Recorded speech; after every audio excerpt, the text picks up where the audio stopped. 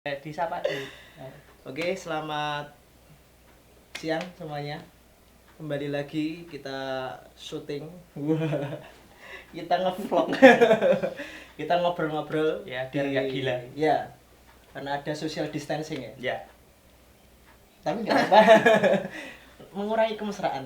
Iya. Kembali lagi di channel Wagumedia.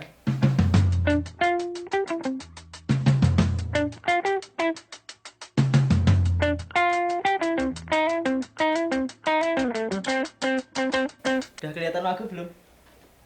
Wagu alami bro. Iya. Oh iya, Wagu itu sebenarnya alami ya. Iya. Apa munculnya tidak dibuat-buat ya? Iya. Kalau kamu sama aku tuh wagunya udah menjadi nasib. Bukan pilihan. Berat itu ya. Ya. Ini bahas apa ya? Enak ya. Enaknya kita bahas masalah seni aja gimana? Oh gitu. Ya. Kenapa harus bahas seni? Ya karena Apa karena ini banyak kegiatan seni yang nggak bisa berjalan? ya, ditunda itu iya, ya. ditunda. Event seni. Event seni ya. Event seni, tapi mahasiswa seni tetap garap tugas seni. Nggak ada yang ditunda tugasnya, Iya. kasihan ya. Sakit banget. Ya. Nasib sebagai mahasiswa ini memang itu. Itu mungkin bisa jadi kemalangan, bisa juga berkah loh itu. berkah yang lain nggak bisa berkesenian, mahasiswa masih Ya, itu. masih harus berkesenian. berkesenian. Dan malangnya lagi dia dipaksa. Dipaksa berkesenian. Kalau nggak dipaksa nggak lulus. Aduh, sayang sekali. Jadi kalau menurut Mas Figur apa? Definisi seni itu apa? Definisinya. Waduh, kalau saya itu termasuk orang yang tidak suka definisi. Wah, Jadi ini. saya itu kadang-kadang merasa bersalah juga ketika mengajar itu mengajak orang untuk mengerti definisi. Nah itu kadang-kadang nggak tepat juga kadang-kadang, karena Sisi tidak tepatnya di mana ya? definisi di satu sisi mempermudah kita untuk memahami Memahami, ya, sesuatu gejala atau sesuatu Ya. peristiwa atau apapun.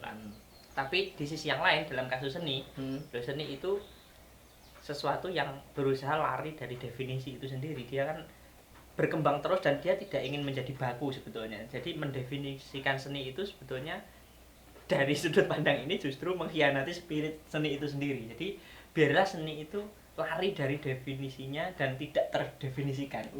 Karena begitu didefinisikan dia pengen, wah konangan nih seni kene iki, wah berarti wis ora enek sing menarik, enggak ada yang menarik lagi. Dia coba model yang lain untuk tidak terikat oleh definisi itu. Itu kan faktanya kan seperti itu. Berarti itu di satu sisi definisi itu mengkerdilkan seni itu sendiri ya, kalau ada definisi. Ya, bahkan nggak hanya seni, semua hal yang didefinisikan itu sebenarnya mengalami reduksi besar-besaran. Kayak kamu lah, berarti kamu, wah kamu sedang apa?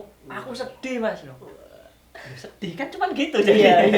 Tapi kesedihanmu itu kan suatu pengalaman yang sangat kompleks sebetulnya. Apa yang kamu rasakan, terus kaitannya dengan memorimu, terus apalagi ya, ruang dan waktunya juga. Tapi kan akhirnya kowe lagi ngopo? Kamu lagi apa? Saya lagi sedih, cuman berhenti di situ. Nah, seni pengen pengalaman itu terulang atau lebih intens dialami kembali melalui olah bentuk.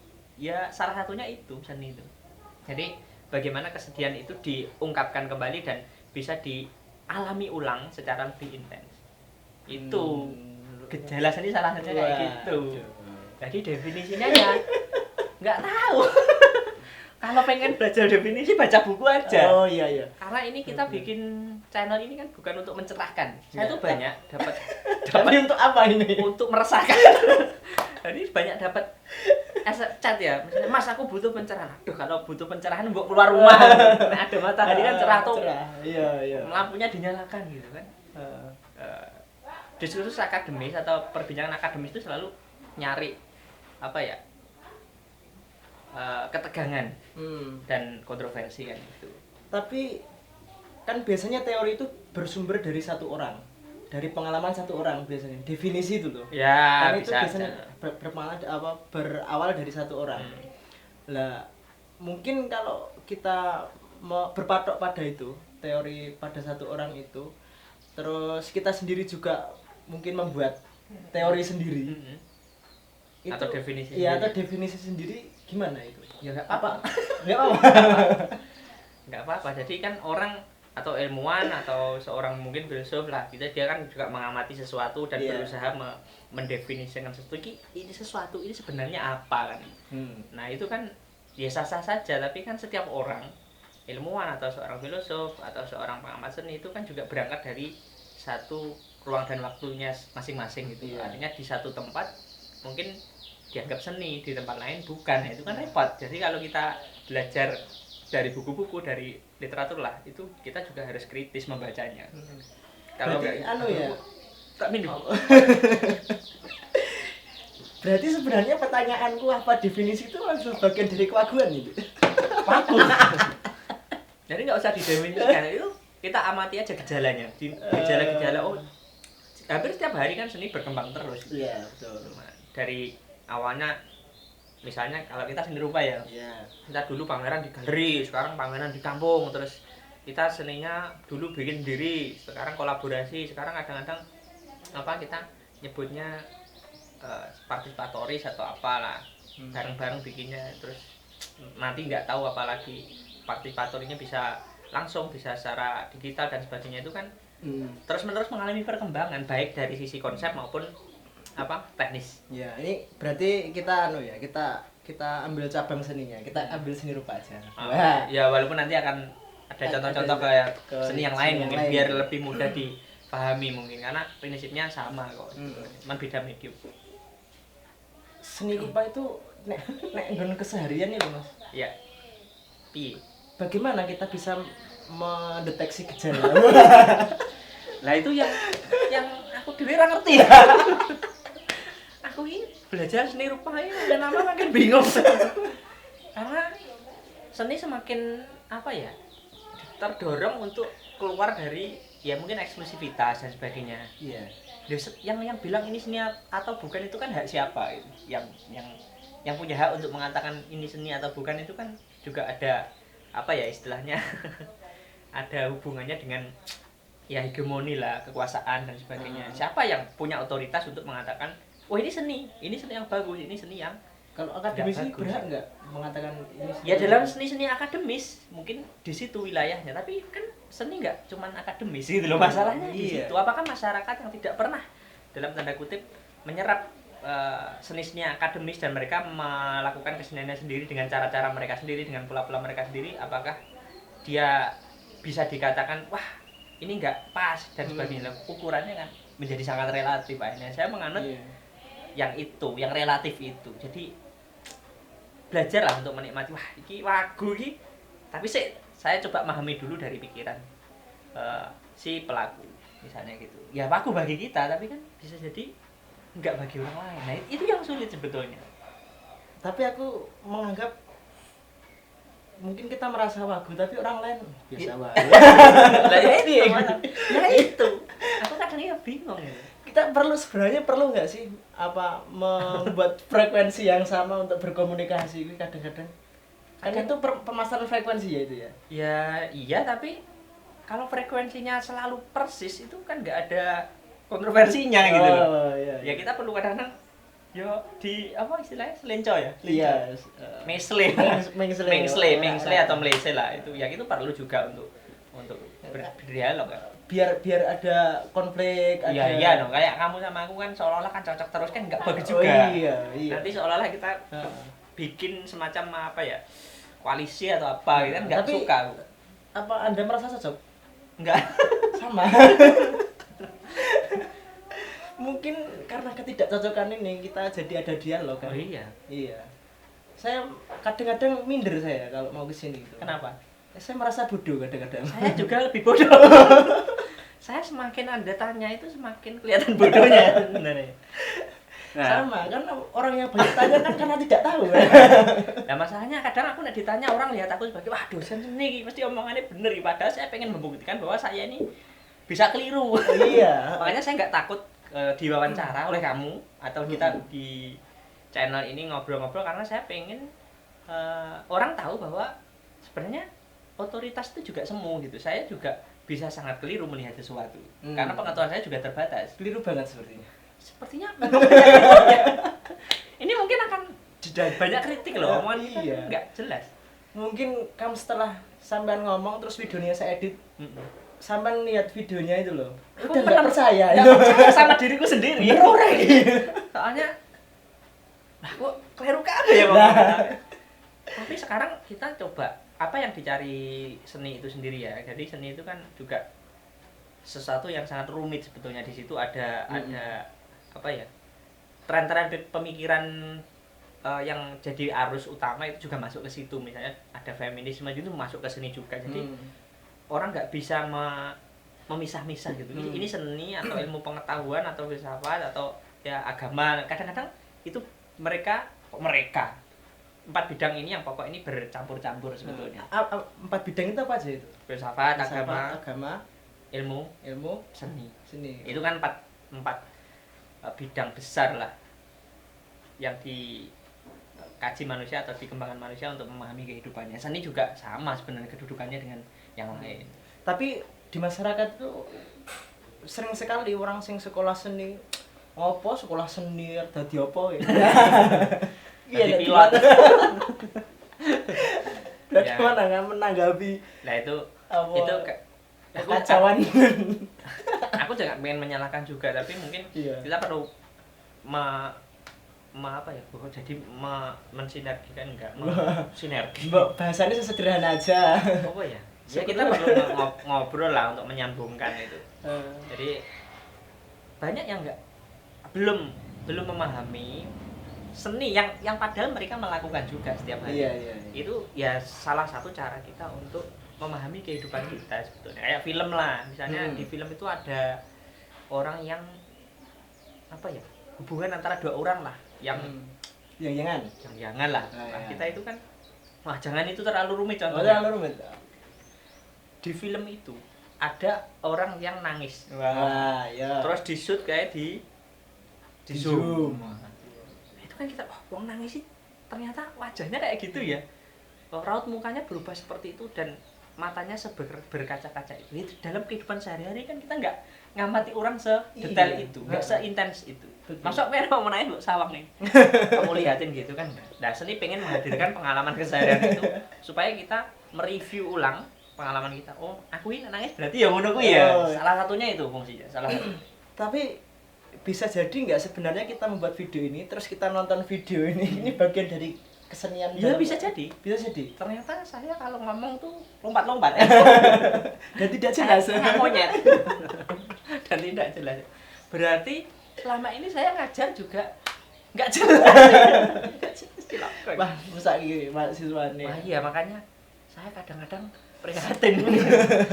Lebih prihatin lagi mahasiswanya. Wah iya. Makanya tak kasih nilai A semuanya aja untuk menebus rasa bersalah. Iya, karena ya apalah arti sebuah nilai. Iya. Tapi memang kalau kita ngomongin seni, saya justru pengen sebanyak mungkin orang itu ikut serta dalam, ya kalau kamu untuk memaksa mendefinisikan itu ya paling tidak mereka berpendapat lah. Makanya saya lebih suka yang lebih partisipatif lah. Kita mungkin nanya ke orang atau ya seni menurutmu gimana? Ini tuh cara yang baik untuk memulai pelajaran sebetulnya. Jadi kita berdasarkan pengalaman dan persepsi masing-masing kan. Berdasarkan pengalaman yang mau belajar. Iya. Soalnya biasanya sing lagi meh sinau ora ngerti apa-apa biasanya. Orang ngerti apa-apa dalam hal konseptualnya mungkin. Iya, tapi pengalamannya pasti punya lah, setiap orang pasti punya.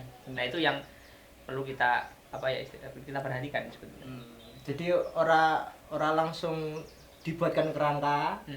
Disamakan dengan kita. Enggak kayak gitu ya. Enggak.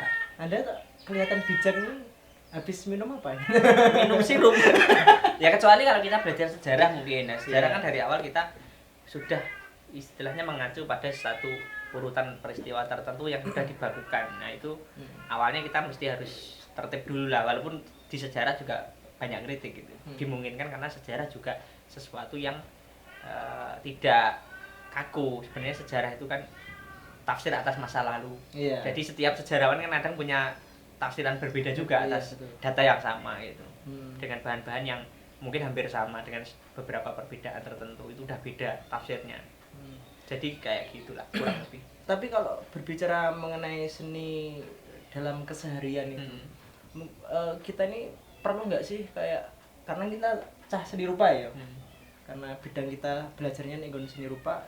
Terkadang kita perlu nggak sih semacam memberi gambaran ke orang-orang awam, ke orang yang tidak belajar seni ya. Nah, secara formal. Secara formal itu penting nggak? Itu apakah secara moral kita bertanggung jawab atas itu enggak? Enggak juga. Enggak juga ya. Jadi apa ya, rasa tanggung jawab itu juga kadang-kadang kesombongan. Wah, saya harus aku duwe ilmu niki. Padahal saya sebagai seorang yang sekolah seni itu juga awam akan orang awam. Iya kan? Kita ngerti buku ini, teorinya ini, tapi orang yang kita sebut awam itu gimana, itu kita juga awam. Iya. Pendapatnya mau awam ini piye ya? Bagaimana kita bisa tahu dia awam? Aduh, ya angel ya. Jadi saya selalu pusing dan selalu punya dorongan untuk belajar tuh gara-gara pusing gitu, enggak berkesudahan. Jadi iya kok bahasanya agak rumit menit. Rumit karena rumit itu muter-muter itu saya belajar terus dan enggak pernah paham sebenarnya.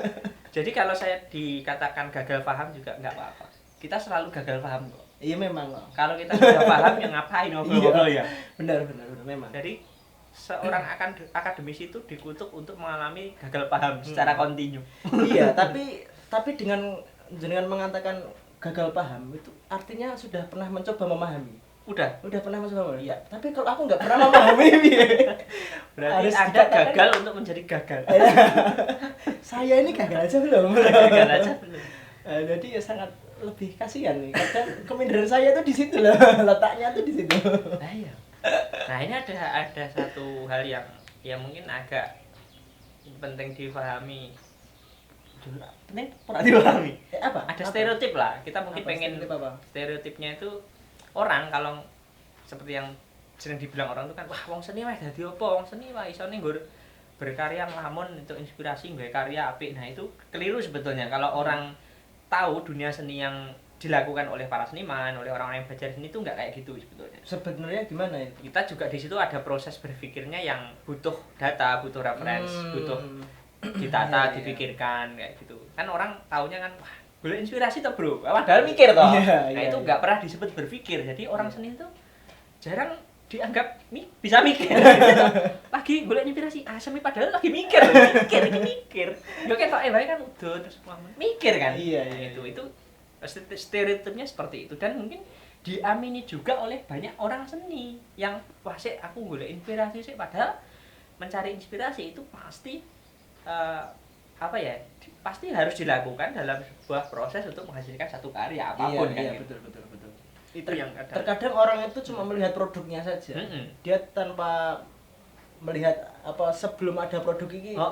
Kewaguane ini. Dan karya-karya besar tuh selalu lahir yang karya yang baik loh maksudnya. Yang isinya kuat, temanya kuat, dan mewakili perasaan banyak orang, mewakili gagasan banyak orang, atau menggugah perasaan dan pikiran banyak orang, itu pasti lahir dari satu proses riset atau proses kreatif yang tidak sederhana. Berarti berproses seni itu termasuk ada logisnya juga. Oh banyak. Iya, itu yang kadang jarang disadari oleh orang yang belajar seni itu sendiri, bahwa dalam kesenian itu juga orang perlu punya logika yang kuat, perlu sensitivitas yang tinggi, dan imajinasi ya. Imajinasi. Itu lengkap lah sebenarnya dalam seni itu. Imajinasi kita, logika kita, rasa kita juga diaduk di situ. Orang yang ketika sudah mencapai tingkatan rasa yang tinggi, logikanya yang baik, terus imajinasinya juga udah jalan, apa yang akan dihasilkan kira-kira dia apa menghasilkan masalah nggak kayak kita ini. Ya tergantung dia menjadikan keseniannya itu sebagai apa. Nah, itu selalu berbeda-beda. Jadi ada orang yang produknya itu karya seni rupa itu sendiri. Produknya bisa tulisan. Dia juga mungkin tidak memproduksi apa-apa, tapi dia belajar seni, memahami seni itu dia masukkan ke dalam cara hidup dia, cara dia melihat dunia. Jadi saya selalu bilang dulu sejak kuliah ya ke teman-teman, jadi kan nggak semua teman-teman tuh lulus dari seni rupa itu kan jadi orang yang jadi seniman. Iya, jadi seniman atau guru seni rupa. Iya.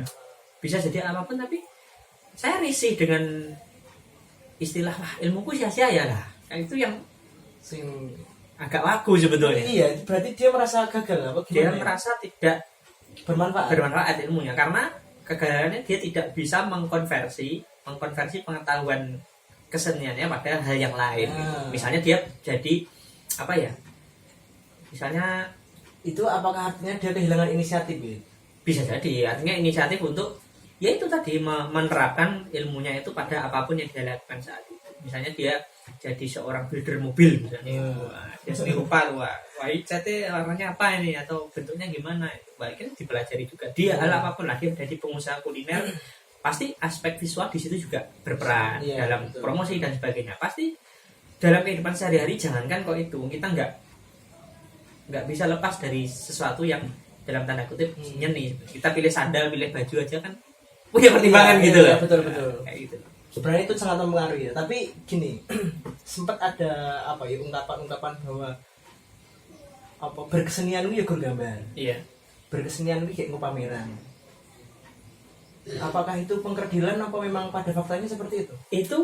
Ya memang pemahaman seperti itu ya pernah dianut dan memang menjadi fakta di masanya. Tapi sekarang kan seni itu sendiri juga mencari pola-pola yang baru. Jadi wah kok seni cuma kayak gitu diakses oleh orang-orang yang terbatas. Coba dulu yang ke pameran itu paling orang yang tahu seni, tahu kabarnya, ada berita dari komunitasnya. Orang-orang yang tidak mendengar berita itu orang-orang yang tidak belajar seni dan tidak mengerti komunitas seni yang ada di satu tempat kan gak datang ibaratnya.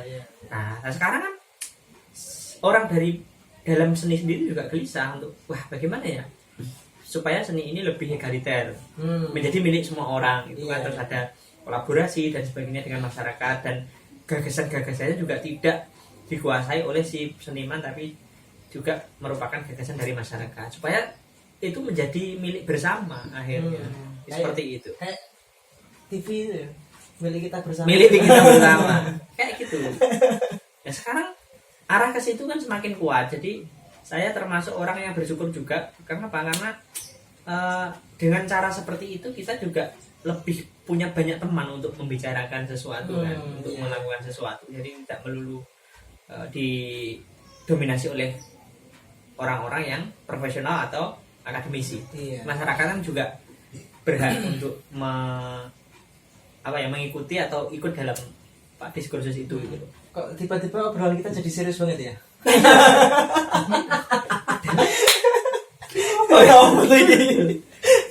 Jadi sebenarnya kita nggak bisa lepas dari sini, cuman dalam keseharian nggak seni rupa ya, misalnya kita belajar seni musik lah misalnya, tapi ketika di lingkungan kita misalnya kalau sore atau ada adzan lah, waktu itu kan ada jarak masjid yang berdekatan dan suaranya bersautan. Sebetulnya beberapa orang udah menggelisahkan ini kok jadi kurang enak untuk dinikmati ya kalau suara itu bertabrakan, frekuensinya bertabrakan. Harusnya diatur supaya yang adzan masjid ini yang kira-kira frekuensi suaranya tidak mengganggu atau bertabrakan di satu lingkungan. Itu kan jauh lebih bagus. Tapi kendala kita adalah biasanya kalau di masyarakat kita mengkritisi hal-hal semacam itu tuh dianggap tabu karena kita didominasi oleh pikiran-pikiran keagamaan yang kadang-kadang agak sulit untuk dikritisi gitu loh. Jadi seolah-olah kalau alasannya itu agama itu udahlah jangan dikritik kan. Kita terima aja suara yang amburadul itu, yang penting itu benar. Ditelan mentah-mentah. Padahal kan itu nggak masalah kalau ditata, apalagi sekarang kan itu kalau dilihat sejarahnya kan penanda waktu untuk ibadah itu kan juga banyak dengan cara yang lain.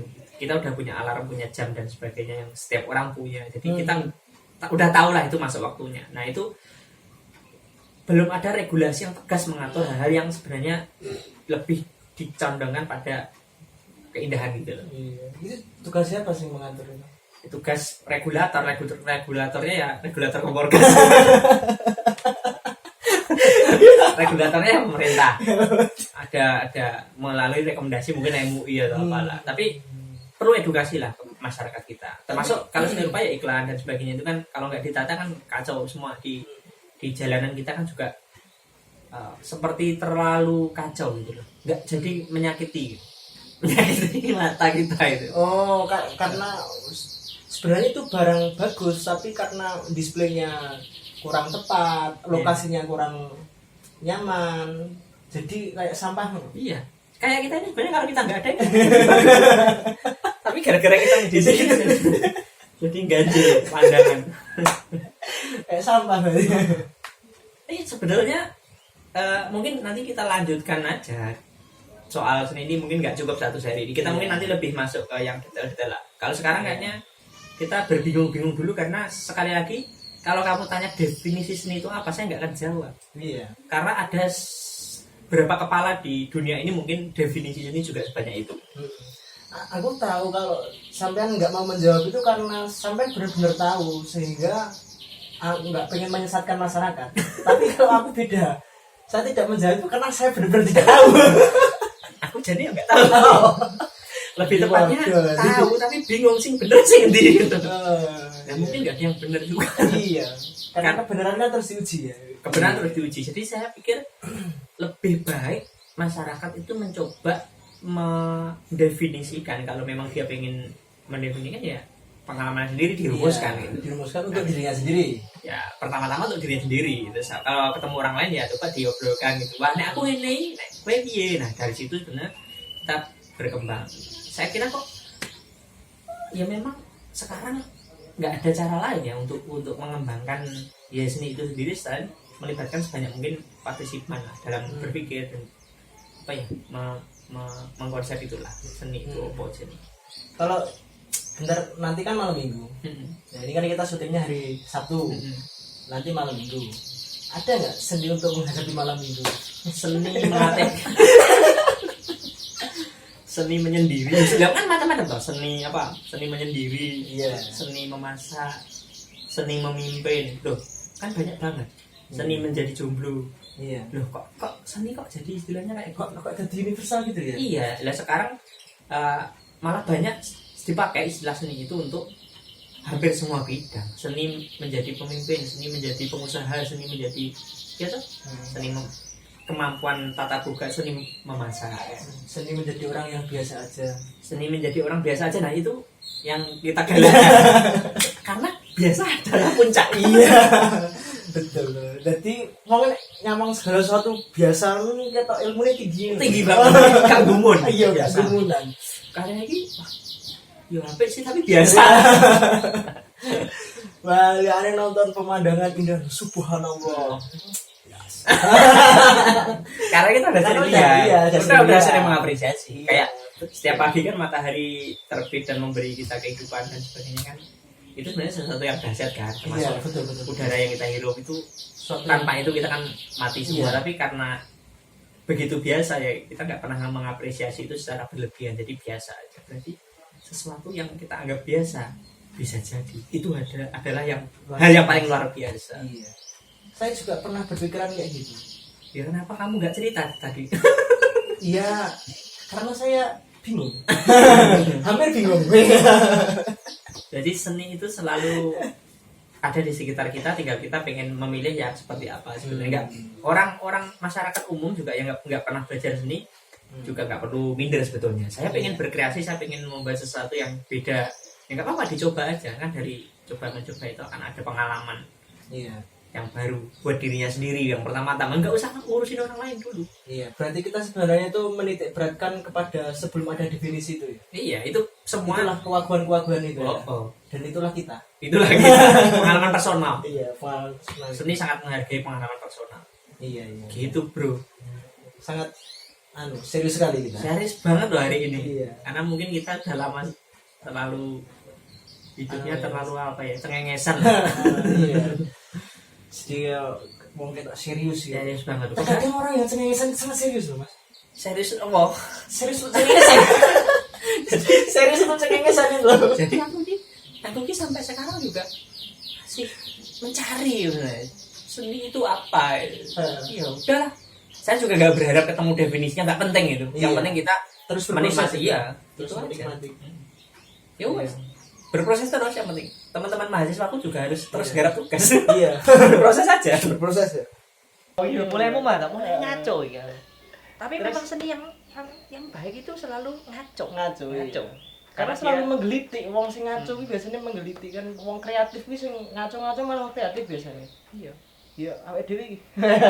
Jadi saya kalau merasa paham sesuatu tuh udah nggak menarik. Nah iso apa sih jadi wah paham ya wah serah menarik ya apa ya tinggal lu buku udah dibaca ini apa ya nggak dibaca lagi. Iya itu ingat nggak masa-masa PDKT itu kan sangat menarik. Oh ya kayak gitu sensasinya itu kan kita tidak paham terus kita menggali terus itu loh. Misterius itu aja boleh bahasa dadian nak tolong sasi ngono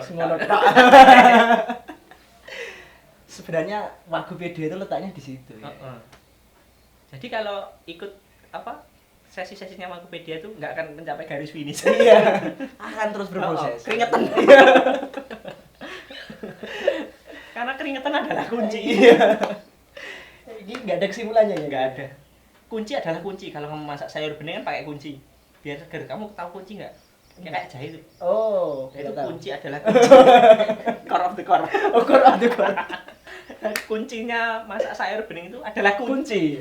Iya. Seni ya kayak gitulah. Ini Wagupedia nggak ada kesimpulannya ini. Nggak ada. Yang penting selamat episode kedua ya. menikmati aja. Ya. Episode keberapa ini? Ini kedua no. Kedua ya? Iya. Yang dulu itu yang menang. Episode pertama. Oh iya.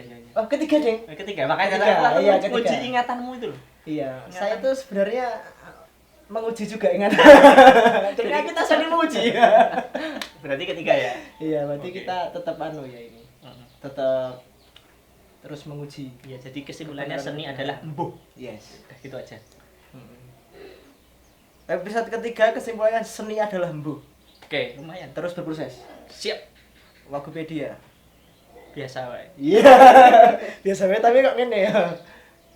Oh, ngene. Iya. Nek biasa iki piye, Bro? Sing ngene. Ngene. Wagupedia biasa. Ya, biasa.